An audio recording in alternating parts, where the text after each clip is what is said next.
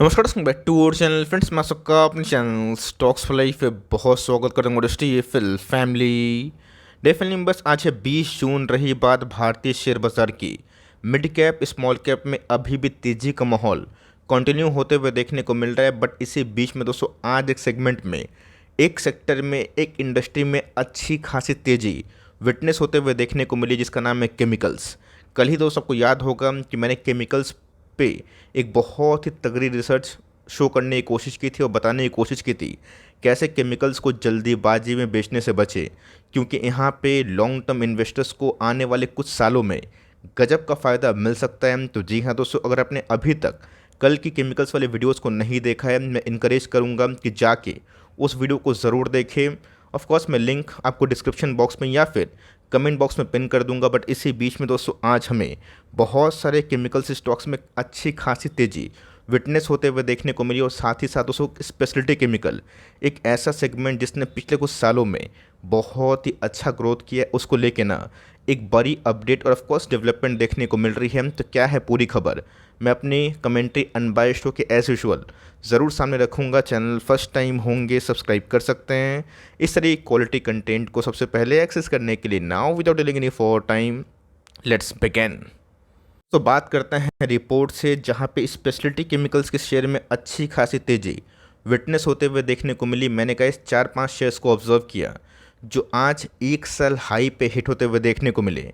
Even अगर आप देखें BASF, भंसाली, इन सब में भी तेज़ी का माहौल देखने को मिला। इसको छोड़ के टेनफैक में भी एक बड़ी डेवलपमेंट देखने को मिल रही है। दीपक नाइट्राइट जैसे अच्छी कंपनी ने आज एक साल हाई को टच किया। तो अचानक से गैस स्पेशलिटी केमिकल को लेके क्या अपडेट देखने को मिल रही है, इसको हम लोग सिंसियरली, वाइजली, बहुत ही अंदर तक थोड़ा सा ऑब्जर्व करेंगे, पढ़ेंगे, देखेंगे।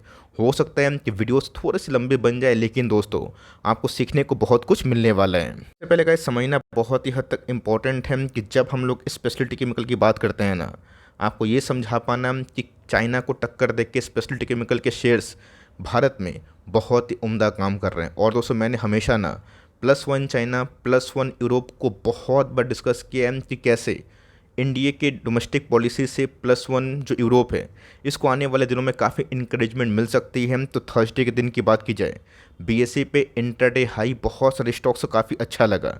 बिकॉज यहाँ पे गए ओवरऑल मार्केट की बात की जाए तो ऑफकोर्स सेंटिमेंट थोड़े सबड्यूड थे, लेकिन यस जिस हिसाब से गए केमिकल्स ने आज अच्छा रैली किया ना, जिसमें रोजारी बायोटेक की बात की जाए, केमकॉन की बात की जाए, क्लीन साइंस की बात की जाए, एल्की लिमिट्स की बात की जाए, बालाजी की बात की जाए, गुजरात फ्लोरो की बात की जाए, SRF की बात की जाए, दीपक की बात की जाए, सब ने 4 से लेकर 9% के बीच में रैली विटनेस करी है। दोस्तों सबसे पहले जानने से पहले आपको समझना बहुत इंपॉर्टेंट है कि भारत अभी के टाइम में केमिकल में कैसा ग्रोथ विटनेस कर सकता है और उनकी पोजीशन क्या है।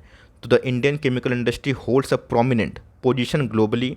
रैंक की बात की जाए तो 6ठा नंबर पे गैस भारत ना प्रोडक्शन में है। रही बात एक्सपोर्ट सेगमेंट में, इसी सेक्टर में ना 14th नंबर पे है। आपने देखा कि कल मैंने ब्रेक डाउन करके आपको ना ये दिखाने की कोशिश की थी कि कैसे जियोग्राफी वाइज ना बहुत सारे केमिकल्स कंपनी कितना यूरोप को, कितना एशिया को अपने केमिकल्स को बेचते हैं। और जहाँ पे गैस अगर डिमांड सबड्यूड आती है ना, थोड़ा मोड़ा दिक्कत शॉर्ट टर्म में आएगी, बट लॉन्ग टर्म में गैस यही दिक्कत आपको कन्विक्शन देगी। तो बहुत लोग पूछें कि सर वो जो ब्रेकडाउन आपने दिखाया था हम कहाँ से, तो ऑफकोर्स गैस मैंने स्क्रीनर का यूज़ किया था, जहाँ पे ना आप फ्री ऑफ कॉस्ट में आराम से बहुत कुछ जान सकते हैं। तो यहाँ पे गैस अगर आप देखें तो बहुत सारे केमिकल्स कंपनी हैं जिनके सेक्टर बहुत अलग अलग हैं, जिसमें agrochemical, pharmaceuticals, textile, paper, paint, soap आते हैं। जो गैस आने वाले दिनों में ना जो मार्जिन्स का सबड्यूड हमें देखने को मिला था, उन सब में रिकवरी होगी। बिकॉज मैंने आपको साफ साफ कल ही के दिन या बहुत बार बताया भी है कि कैसे केमिकल इंडस्ट्री GDP के डायरेक्टली प्रोपोर्शनल होता है। अगर दोस्तों GDP में तेज़ी आएगी, रेट कट होगा, पर्सनल टैक्स रेट में कटौती अगर होती है, तो आने वाले कल में डिमांड बूस्ट होगी। और जैसे ही गैस डिमांड बूस्ट होगी ना, ये सब सेक्टर वाली कंपनी जो कि एग्रोकेमिकल में, टेक्सटाइल में, पेपर में, पेंट में, सोप में, ETC में काम करते हैं ना, उसमें अच्छी खासी एक टर्न अराउंड कहानी हमें दिखाई पड़ सकती है। जी हाँ दोस्त, सबको अच्छे से पता है कि जो हम लोगों ने देखा था, विटनेस किया था कि कैसे मार्जिन्स की कटौती हमें देखने को मिली। बिकॉज मार्केट में कुछ ज़्यादा ही चाइना ने माल को डंप किया, जिसके वजह से प्राइसिंग पावर का, कंपनी का मोनोपोली का जो चीज़ था, जो कोविड के बाद जो स्टार्ट हुआ था ना, वो सब हमें अलग होता हुआ टूटता हुआ देखने को मिला। लेकिन दोस्तों, जिस स्ट्रैटेजी से वर्ल्ड मार्केट अभी के टाइम काम कर रहा है, उनको ना अपने बेस को बियॉन्ड चाइना से हटा के ना एक ऐसी कंट्री में लाना है जो चाइनीज़ कंट्री से थोड़ी सी अलग हो, प्रतिभाशाली हो, मैन पावर भी ठीक हो, और ऑफ कोर्स उस कंट्री के इकोनॉमिकल पावर के संग जो पॉलिटिकल पावर है वो भी काफ़ी हद तक ठीक ठाक रहे। और ऑफ कोर्स इन सब कंपनी को लो कॉस्ट मैन्युफैक्चरिंग की बात की जाए, बहुत ही अच्छे वर्कफोर्स की बात की जाए, स्ट्रॉन्ग प्रोसेसिंग इंजीनियरिंग कैपेबिलिटीज़ की बात की जाए, पीएलआई का बेनिफिट भी मिल सकता है।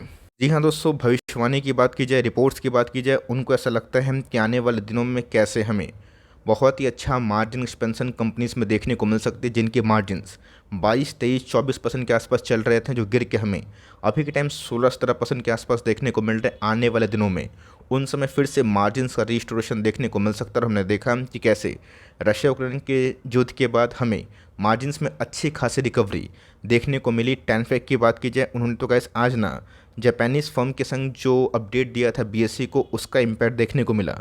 और स्टॉक की बात की जाए 13% के आसपास इंट्राडे हाई लगा रही थी। साथ ही साथ उससे जब स्टॉक भागता है ना, तो बहुत सारे ब्रोकर्स की बात की जाए, उनका रिपोर्ट छपता है, उनके टॉपिक्स आते हैं। तो यहाँ पे गैस आईसीआईसीआई सिक्योरिटीज़ की बात की जाए, उनके जो टॉपिक्स है हमें देखने को मिले, जो अपना टारगेट प्राइस यहाँ से ना 20%, 25%, 30% के आसपास दे रहे हैं।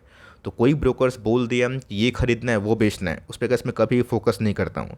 हमें ये देखना होता है कि आने वाले दिनों में कौन सी केमिकल्स कंपनी का जो अच्छा टाइम वो शुरू हो सकता है, टेलविंड्स कौन कौन सी कंपनी में आए, जिससे उनके मार्जिन्स फिर से रिस्टोर हों, डिमांड में फिर से रिकवरी हमें देखने को मिले। और साथ ही साथ जो वीक हैंड्स हैं, जो 2-2.5 सालों से ये सोच रहे थे कि स्टॉक डेली भागेगा, उनका सफाया हो जाए। और ऑफकोर्स एफआईएस और डीएस के संग एलआईसी और इंस्टीट्यूशंस की जो होल्डिंग है वो बढ़ते हुए देखने को मिले।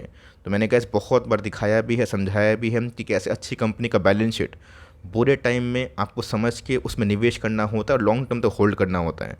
अगर आप डेली पूछेंगे, डेली सफ़र करेंगे कि सर मेरा स्टॉक कब भागेगा, वो गैस बता के नहीं आता। बट यस, अगर आप सफ़र करेंगे तो ही पैसे बनेंगे, वरना आपने देखा कि Uno Minda, Dixon Tech, Tata Elxsi, even Tata Motors, बात की जाए ट्रेंट, इन सब में क्या कहानी दिखाई दी है। बात की जाए दीपक नाइट्रेट की, तो मेरा ऐसा मानना है कि वीक हैंड्स का सफाया होता हुआ देखने को मिल रहा है।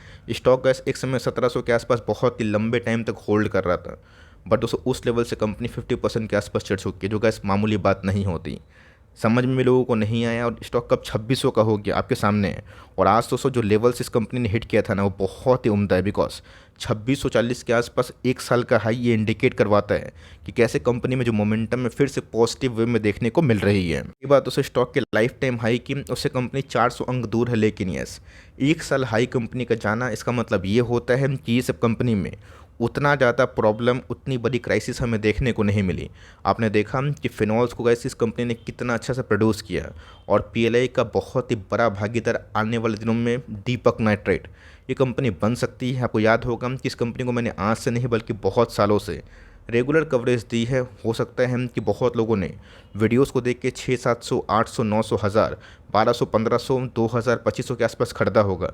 कोई भी लेवल्स पर कैसे इस कंपनी को खरीदे हुए हैं, बैठे हुए हैं, तो मैं एक ही बात बोलूँगा, होल्ड करें। बिकॉज जिस हिसाब से गाइस अभी के टाइम समीकरण बन रहा है, और आपको आने वाले 12 से 18 महीना ऐसी कंपनी को होल्ड करने की आवश्यकता है। भले ही बहुत लोग कंप्लेन करें कि सर पूरे इंटायर बुल मार्केट में सब कंपनी नहीं भागी है, बट येस, इनके ट्रैक रिकॉर्ड की बात की जाए, जब गैस इन सब कंपनी में तेज़ी होती है ना, वो कम से कम 3-4 साल चलती है, और उसमें स्टॉक ना 8, 10, 15, 20 गुना भी होते हैं। बट यस, वो कब आएगा, एग्जैक्टली रैली कब आएगी, कब से शुरू होगी, वो गैस बता के नहीं होती। जब आप सफ़र करेंगे ना, तभी कंपनी के बारे में सीखेंगे, जानेंगे, और तब जाके गैस स्टॉक मार्केट में कन्विक्शन लेवल ना आपका बहुत ही हद तक हाई रहेगा। एसआरएफ की बात की जाए, कल दोस्तों मैं इसको कवर नहीं कर पाया था जब मैंने केमिकल्स को लेकर कवरेज दी थी। बहुत लोग बोले कि सर एसआरएफ भूल गए क्या।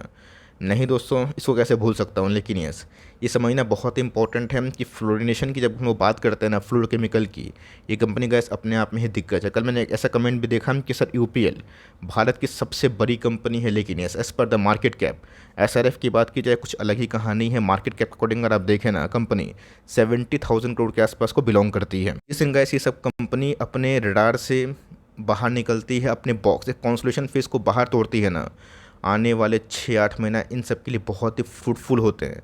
आपने ऐसा भी देखा होगा कि बहुत सारे स्टॉक्स 2 साल 2.5 साल नहीं चले, और जब चले तो किसी को ख़रीदने का मौका नहीं दिए। तो मेरा ऐसा मानना है इन सब कंपनी पे आपका कन्विक्शन, आपका स्टडी उतना ही महत्वपूर्ण है जितना मेरी कमेंट्री हो रही है।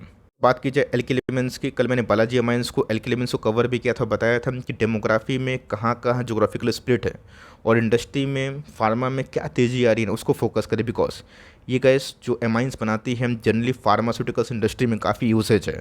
तो ऑफकोर्स गैस अगर उन सब में डिमांड रिकवर होगा तो डीवीएस लैब में जो हलचल होगी हमें ये समझ में आएगा कि एपीआई का मार्केट अच्छा कर रहा है।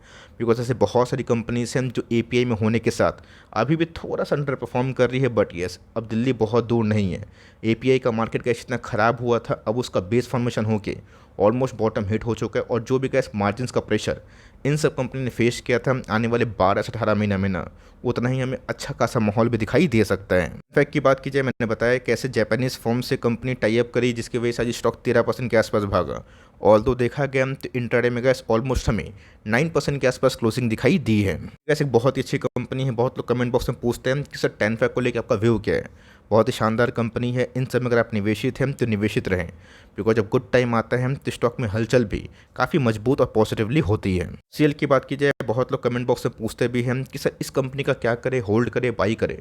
तो मेरा ऐसा मानना है कि बिलो 400 बहुत ही शानदार कंपनी है। डेफरी कम्युनिकेशन कंपनी का जो प्रोडक्ट पोर्टफोलियो है काफ़ी डाइवर्सिफाई है, जो लॉन्ग टर्म में कंपनी को ना एक डिफिनेट सेक्टर पे ऑफ कोर्स निर्भरता नहीं देता है। मतलब टेक्सटाइल की बात की जाए, वाटर ट्रीटमेंट की बात की जाए, कंपनी के प्रोडक्ट पोर्टफोलियो काफ़ी मिश्रित है, काफ़ी अलग अलग है, जो गैस कंपनी की मार्जिन्स के लिए ना काफ़ी अच्छी बात मानी जाती है। तो जी हाँ गैस, बीच में कंपनी 270 टू 80 के लेवल्स पे आई थी, आज 400 करीब चल रहे हैं। तो आने वाले दिनों में गैस कंपनी का ठीक ठाक काम करी ना तो ये भी गैस एक बहुत बड़ा वेल्थ क्रिएटर बन सकता है। लास्ट दोस्तों मैं एक ही स्टॉक को कवर करूंगा जिसका नाम है पीआई इंडस्ट्री, जिसको लेकर मैं हमेशा एक ही बात बोलता हूँ कि अगर आप अर्निंग्स के पॉइंट ऑफ व्यू से इस कंपनी को जज करें, इनके वैल्यूएशन पॉइंट ऑफ व्यू से, तो ऑफकोर्स इस कंपनी को आने वाले दिनों में लॉन्ग टर्म होल्ड करना कोई भी घाटे का सौदा नहीं है। बिकॉज जिस हिसाब से इस कंपनी अपने ईपीएस को पिछले 3 साल से बढ़ाई है और प्राइस टू अर्निंग के संग कंपनी जो सिंक में चल रही है ना, मेरा ऐसा मानना है कि कंपनी में डाउन साइड बहुत लिमिटेड और अपसाइड बहुत ही ह्यूज है। छोटी मोटी गिरावट में गैस पैनिक करने से बचें। और ये सब कंपनी को अगर आप एग्रोकेमिकल थीम से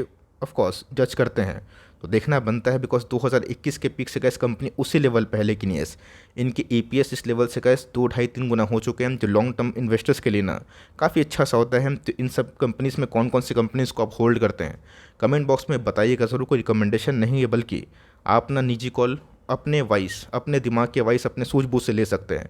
वीडियो अच्छी लगी तो प्लीज़ लाइक करिएगा, चैनल फर्स्ट टाइम होंगे सब्सक्राइब करके बेल आइकन को प्रेस करना भी ना भूलिएगा। दोस्तों मिलते हैं जल्दी ही, तब तक के लिए बाय।